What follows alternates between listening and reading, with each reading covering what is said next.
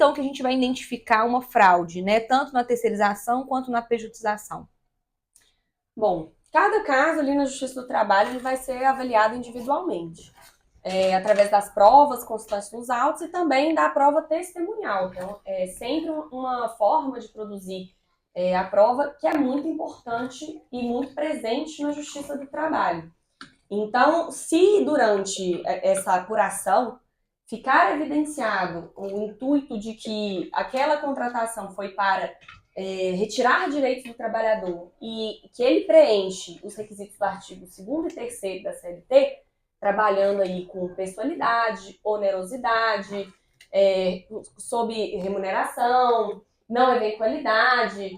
Então, se ficar caracterizado todos esses requisitos, vai ser configurado o vínculo de emprego, tá? Direto com o tomador do serviço. É importante destacar o seguinte, que apesar, né, da terceirização e da pejotização serem declaradas válidas, ser permitida a terceirização tanto da atividade meio quanto da atividade fim, que é uma coisa que tem em dúvida até os dias de hoje, apesar de tanto tempo já da reforma trabalhista, né? Esses dias, inclusive, eu escutei um contador, eu estava em reunião com um cliente e ele falou, eu dei uma sugestão nesse caso, de terceirização, falou, não, mas não pode terceirização na atividade fim. Falei, não, desde o final de 2017 já é permitida a terceirização da atividade fim. O importante é analisar o risco para cada negócio, dependendo do ramo de cada pessoa. Então, eu sempre destaco assim, que apesar de ser válido, sempre tem essa insegurança, esse risco jurídico.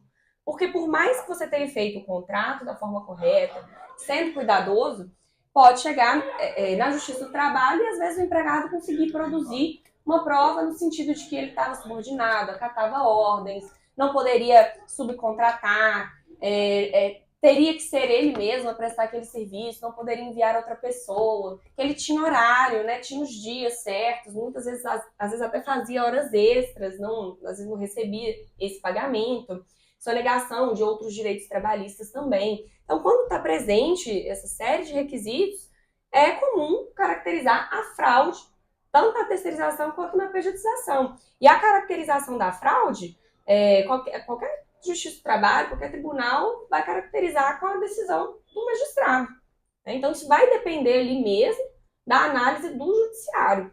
O que tem como fazer é minimizar estes riscos, orientar o empregador no sentido de que, se ele quer dar ordem, se ele quer ter sempre o mesmo empregado à disposição dele, a terceirização, a pejotização não é uma modalidade de contratação recomendada, adequada para o negócio dele.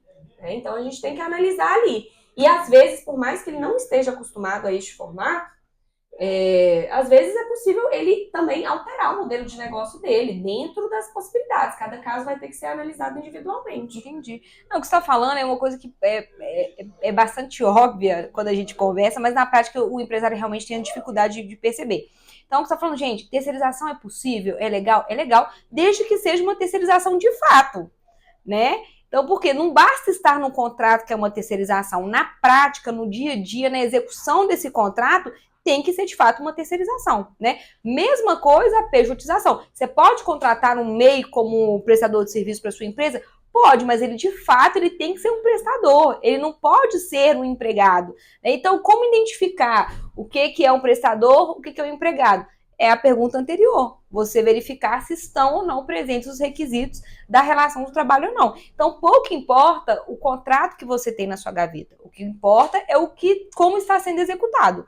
Né? Então, tanto a terceirização quanto a pejotização são lícitas, desde que isso não seja uma forma de mascarar uma relação de trabalho e que seja um meio utilizado pelo empregador, para minimizar os custos, né, sociais, de 13º, de férias, né, de INSS, de contribuição sobre o lucro líquido, enfim.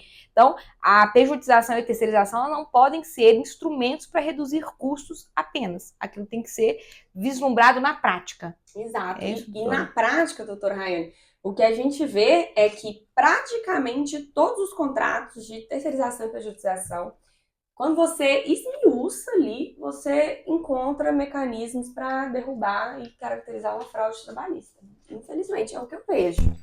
Entendi. Então, É porque assim, a terceirização e a pejotização pode ser uma maneira de reduzir custos de forma legítima? Sim, né? Então, por exemplo, principalmente das atividades meio, né? Ao invés de você contratar alguém para poder fazer uma limpeza do seu escritório, você contrata uma empresa terceirizada, você fica ali, já sabe o valor certo, se eventualmente tiver uma questão trabalhista, a princípio quem vai responder é a outra. Então, isso é uma maneira de já reduzir custo. O problema é que não fica só nessa situação, né? As pessoas contratam empregados, mas querem tratá-los como prestadores de serviços. E aí que está o problema, né? Os clientes que me procuram, eu nunca falo para eles, não faça tal coisa.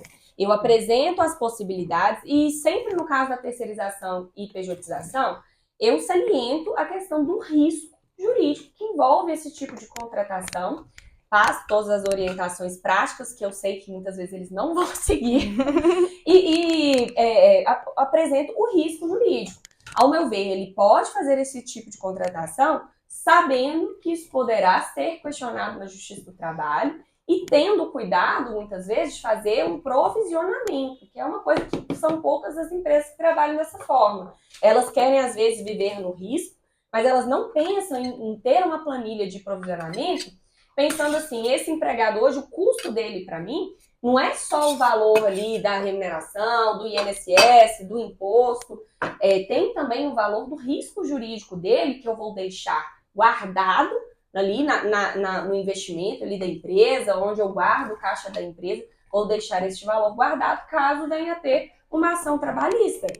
Se não vier a ter, ótimo, a empresa economizou aquele valor ali, vai poder ser reinvestido na empresa.